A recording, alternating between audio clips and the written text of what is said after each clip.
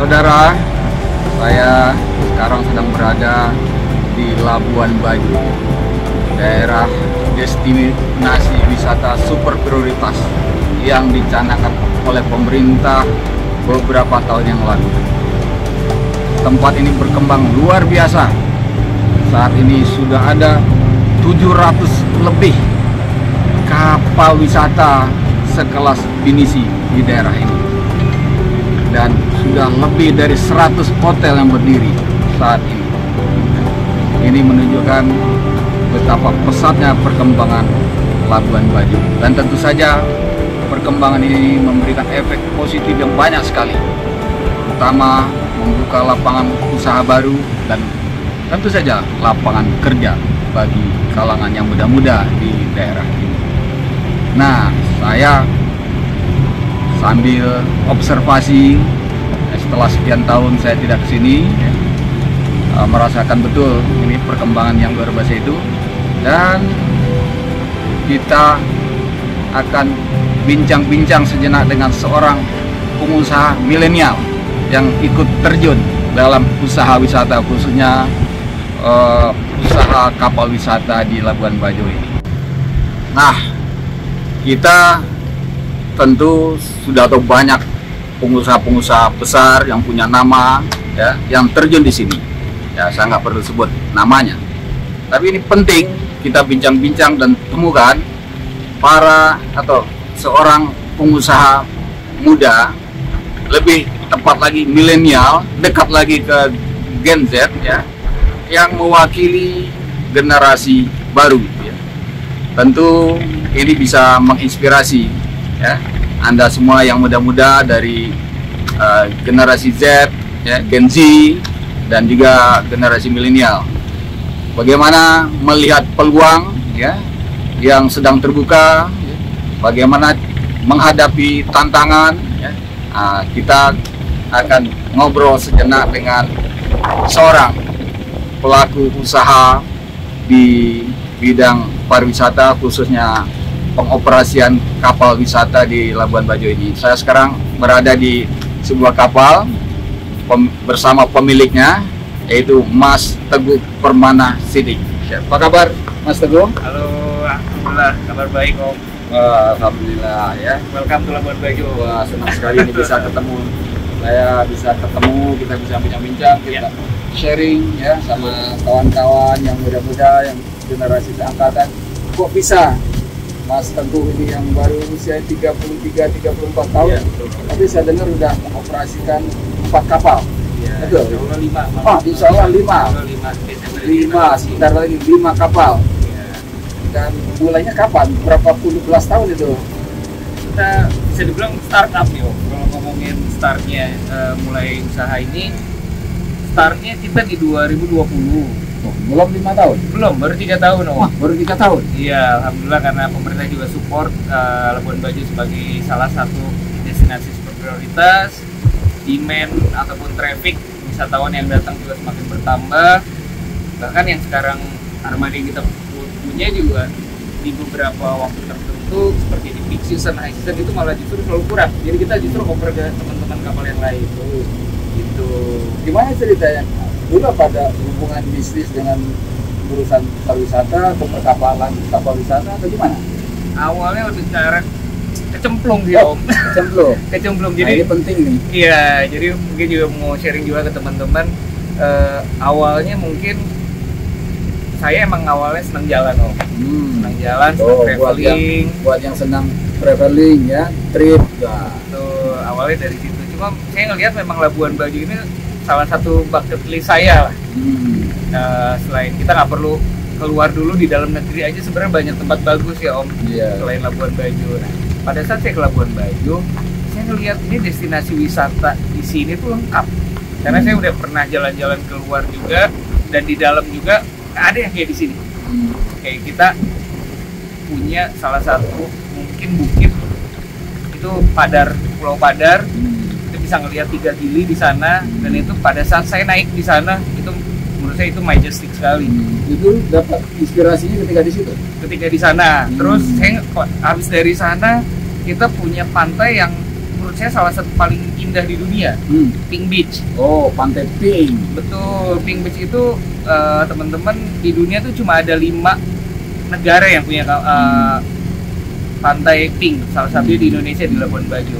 Di Indonesia sendiri cuma ada 2, di Labuan Bajo sama di Raja Ampat. Gitu. Lebih lagi dari situ punya hewan purbakala. Iya, memang keunggulan Labuan Bajo salah satu keunggulannya itu punya hewan purba.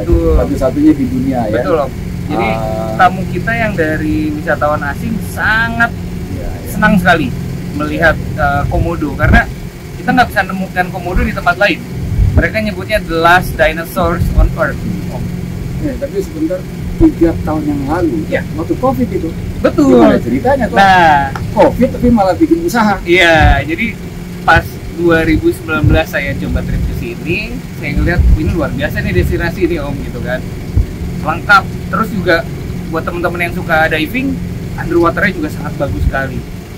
Di situ banyak animal, si animalnya juga bagus banget. Ada hiu, ada coral, whale cup. Nah, di situ saya mikir, ini menurut saya ini luar biasa sekali gitu loh, lengkap, full package deh. Underwaternya, atasnya ada hewan purbakalanya. Akhirnya pulang ke rumah pulang ke rumah ngobrol sama istri. Pas selama trip kebetulan ada pengelola kapal yang ngasih arahan, nanya kira-kira bikin kapal langsung cari informasi, capex-nya berapa, investment-nya berapa, hitung-hitungan ya. Hitung-hitungan sampai rumah ngobrol sama istri. Biasa Menteri Keuangan Om. Harus lapor sama Menteri Keuangan. Jadi ngobrol, kayaknya masuk nih budgetnya. Waktu itu juga masih kerja Om. Waktu itu masih profesional. Sebagai profesional di perusahaan lain berarti. Perusahaan lain, memang background saya consumer food. Megan brand. Gitu. Beberapa brand yang market leader juga di Indonesia, bisa consumer food. Punya tabungan, terus juga ngobrol sama saya berpartner berdua Om. Ya udah kita joinan nih, minimize risk juga. Tapi pasti tabung itu nggak cukup untuk beli gas langsung 1 unit kapal kan? Kebetulan berdua kita cukup Om. Berdua. Kita berdua dan nggak sanggup sendiri join. Betul, minimalisir resiko Om. Iya. Dan ya kita ngerasa ada kuasa Tuhan lah, alhamdulillah blessing. Pada saat itu kan 2020 COVID Om. Itu banyak orang yang menjual kapal dengan harga under value. Ada faktor laki. Iya. Kebetulan karena niatnya baik. Nah, kapal ini kapal pertama kita nih Om. Kapal pertama kebetulan yang punya kapalnya butuh uang, kita nyari dapat harga under value nih teman-teman. Kita renovate.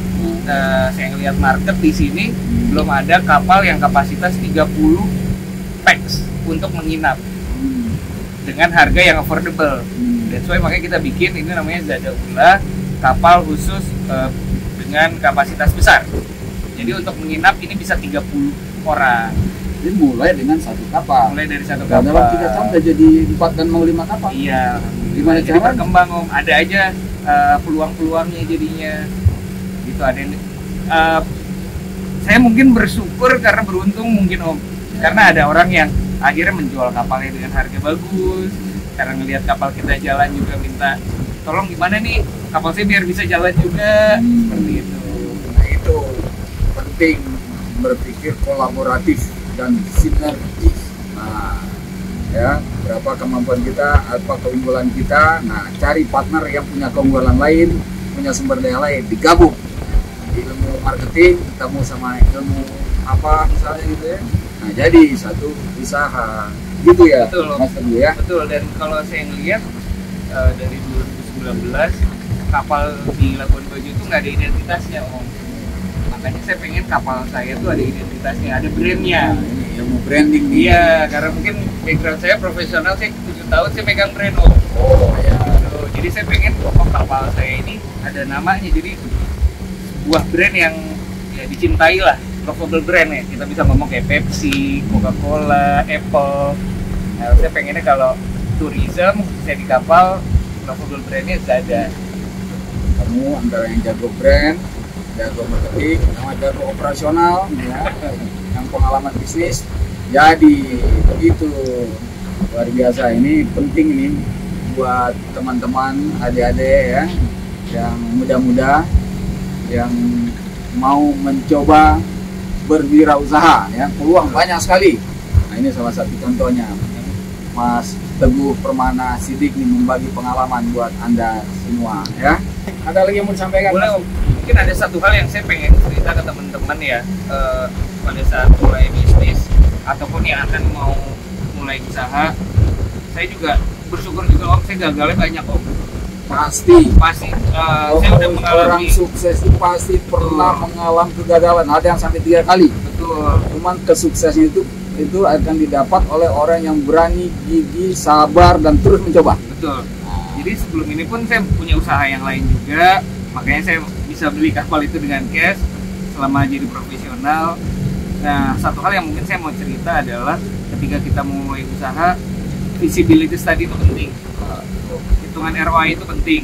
Tapi menurut saya ada yang lebih Return penting. of investment. Iya, yang lebih penting adalah return of asset. Kita membuat usaha itu tujuannya satu, selain memang terlepas dari numbers yang tadi, kita pengen buka usaha itu bermanfaat buat banyak orang, baik yang karyawan yang bekerja di sana, social impact dan dari usaha itu sendiri. Ketika kita memang niatnya juga ke sana, pasti Tuhan akan kasih jalan. Ini penting. Itu namanya pengusaha yang visioner ya. Bagi pengusaha yang visioner, kewirausahaan sosial itu menjadi aspek penting, menjadi perhatian. Apa itu kewirausahaan sosial? Ikut memecahkan masalah sosial, yaitu menciptakan lapangan kerja, ya, memberdayakan karyawan dan masyarakat di sekitarnya. Ya, ini sering nih saya kasih kuliah-kuliah umum di beberapa universitas ya tentang kewirausahaan sosial. Ini dan lagi-lagi dapat contoh dari pengalaman nyata, tindakan nyata. Karena kalau dipikirin logis, kayak nggak logis loh. Kita start usaha di COVID. COVID di mana semua orang kan lockdown, negara-negara lockdown. Saya sama partner saya inget sekali waktu itu kita cuma mikir gini, kita nggak tahu nih ya COVID impact ini seperti apa di usaha kita yang ini. Kita cuma niatin satu, yang penting kru, orang-orang yang terlibat menjadi karyawan di tempat kami secara operasional bisa jalan, gajian full, tidak ada yang kita layoff. Niatnya awalnya cuma situ. Cuma alhamdulillah ternyata mungkin Tuhan ngelihat itu dan alhamdulillah jadi bisa berkembang sekarang. Lagi sih yang saya share. Jadi percaya nggak percaya ya, niat baik ya, ide pertama, ide yang bagus, niat yang baik, gigih, ikhlas ya, pantang menyerah. Nanti di samping kita dapat imbalan yang normal, Tuhan juga campur tangan mempercepat sukses kita. Ini percaya nggak percaya ya, nanti buktinya kenyataan banyak. Nah, luar biasa kan, ini sharing cerita pengalaman ya, dari seorang Teguh Permana Siddiq ya, pengusaha milenial ya, mungkin under milenial ya, antara milenial dan Gen Z ya, yang berbagi pengalaman buat Anda semua. Oke, baik, terima kasih Mas Teguh, sukses selalu. Terima kasih banyak. Dari Labuan Bajo.